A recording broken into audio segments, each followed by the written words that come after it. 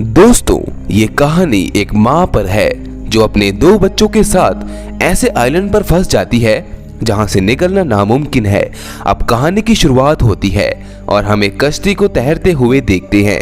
इसी बीच वहां पर एक बड़ी बोट भी आती है जिसका कैप्टन उस कश्ती को देख लेता है और जब ये सब उस कश्ती के पास जाते हैं तो उसमें उनको एक बच्चा दिखता है जिसे ये बचा लेते हैं। इसी के चलते वो वहां पर इस बच्चे के माँ बाप को भी देखते हैं जिनकी मृत्यु हो गई होती है और ये बच्चा बस रोए जा रहा होता है। अब यहाँ पर सारा नाम की लेडी आती है जिसकी एक बच्ची भी है और वो इस बच्चे को देखकर बिना कुछ सोचे समझे उसको गोद ले लेती है और उसका नाम पैडी रख देती है। अब ये बोट अमेरिका की ओर जा रही है और इन सब को पता चलता है कि इनकी बोट पर हैजा नाम की बीमारी फैल चुकी है और तो और उसका कोई भी इलाज नहीं है। अब इसी के चलते वहाँ के लोग सारा को एक लाइव बोट देकर उन दोनों बच्चों को लेकर समुद्र में जाने को बोलते हैं ताकि सारा और उसके दोनों बच्चे इस बीमारी से बच सके। अब उस शिप का कैप्टन सारा को एक जॉन नाम के आदमी के साथ यहाँ से रवाना कर देता है। दोस्तों, जॉन को देखकर हम ये पता लगा सकते हैं कि उसकी नजर बहुत गंदी है और जब सारा जॉन से अपने बच्चों के लिए पानी मांगती है तो वो पानी देने के लिए इनकार कर देता है। सारा उसको कहती है कि ऐसे में मेरे बच्चे मारे जाएंगे। फिर दोस्तों, जॉन यहाँ पर बहुत अजीब बातें करने लगता है। वो कहता है कि अगर तुम्हारे बच्चों को ज्यादा प्यास लगी है तो तुम उनको पानी में डुबा दो। ये सुनकर सारा को अच्छा नहीं लगता और वो भी जॉन का डटकर सामना करती है और बाद में वो उसको पानी में डुबाकर मार देती है। और दोस्तों, अपने आगे का सफर वो खुद ही तय करती है। अब थोड़ा ही आगे जाने के बाद बहुत तेज हवाएं चलना शुरू हो जाती हैं और उन्हीं तेज हवाओं के कारण वो खुद ही दूसरी दिशा पर जाने लगती है। अब अगले दिन उसको दूर एक टापू नजर आता है। वो अपनी बोट को उसी डायरेक्शन में ले जाने की बहुत कोशिश करती है पर तभी दोस्तों तेज हवाएं उसको अपने आप ही टापू तक छोड़ देती हैं। अब वहां पर उसको अच्छे पानी के साथ साथ अच्छे केले खाने के लिए भी मिलते हैं जिन्हें खाकर ये अपना पेट भरते हैं। अब आज की रात में इनको बहुत तगड़ा तूफान देखने को मिलता है। छत ना होने के कारण सारा अपने बच्चों को अपने कपड़ों से ढक देती है। अब अगली सुबह दोस्तों उसे किसी भी तरह से एक छोटा सा किसी चीज का घर बनाना होगा ताकि वो बारिश या फिर तूफान से बच सके। इसी के चलते सारा जब जंगल के थोड़ा सा अंदर जाती है तो उसे वहां पर पहले से बनी एक झोपड़ी नजर आती है। अब जिस चीज की सारा को सबसे ज्यादा फिक्र होती है वो काम उसका हो जाता है।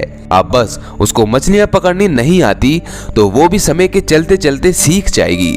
अब एक रात को सारा जब अपने बच्चों को सुला रही होती है तो तभी उसको बाहर से ड्रम बजने की आवाजें आने लगती हैं जिसे देखने वो बाहर जाती है और उसको पता चलता है कि ये आवाज आइलैंड की उस साइड से आ रही है। अब कुछ दिन बाद उसको उस झोपड़ी में एक पेपर मिलता है जो दिखने में कैलेंडर टाइप का होता है और उसमें लिखा होता है कि ये ड्रम बजने की आवाज हर 3 महीने बाद आती है और ये ड्रम और कोई नहीं बल्कि यहाँ रहने वाले आदिवासी बजाते हैं।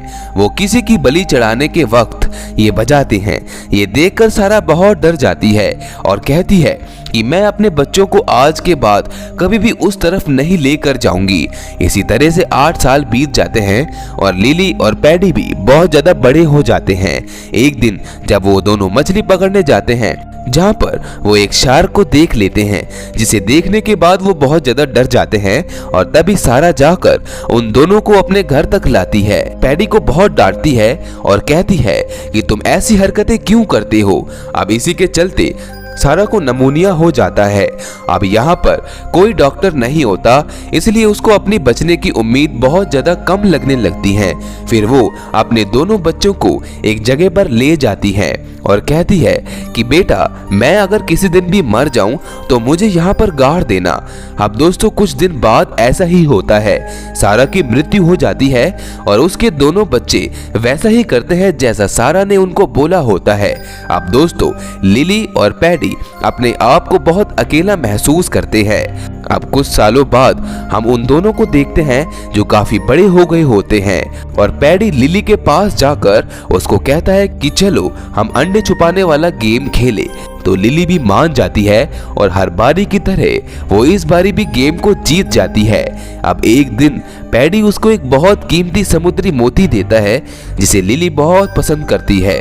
अब इसी के चलते जब लिली सुबह सोकर उठती है तो वो देख पाती है कि उसके बेड पर खून लगा होता है और फिर वो नहाने चली जाती है। अब टेडी जब उसके बेड पर खून देखता है तो वो सीधा जाकर लिली से पूछता है कि वो खून कैसा है। तो लिली बताती है कि मॉम ने मुझे बोला था कि जब तुम्हारे अंदर ये खून आएगा तो उस दिन तुम एक लेडी बन जाओगी। ये सब पैडी को कुछ भी समझ नहीं आता तो वो यहाँ से चला जाता है। अब थोड़ी ही देर बाद पैडी लिली को जाकर कहता है कि मैं आइलैंड के उस ओर जा रहा हूँ। तो लिली उसको ऐसा करने से मना करती है क्योंकि उनकी मॉम भी उनको ऐसा करने से मना करती थी। पैडी लिली की बात को इग्नोर करते हुए उस जगह पर पहुंच जाता है और वहां पर वो पेड़ों पर बहुत सारे कंकालों को लटका हुआ देखता है और वो बहुत बड़ा पत्थर टाइप का कुछ देखता है। उसे देखकर ऐसा लगता है कि ये कोई ईश्वर का रूप होगा। इसी बीच वहां पर बहुत सारे आदिवासी आ जाते हैं जिन्हें देखकर वो अपने ऊपर मिट्टी लगा लेता है ताकि वो भी उनके जैसा दिख सके।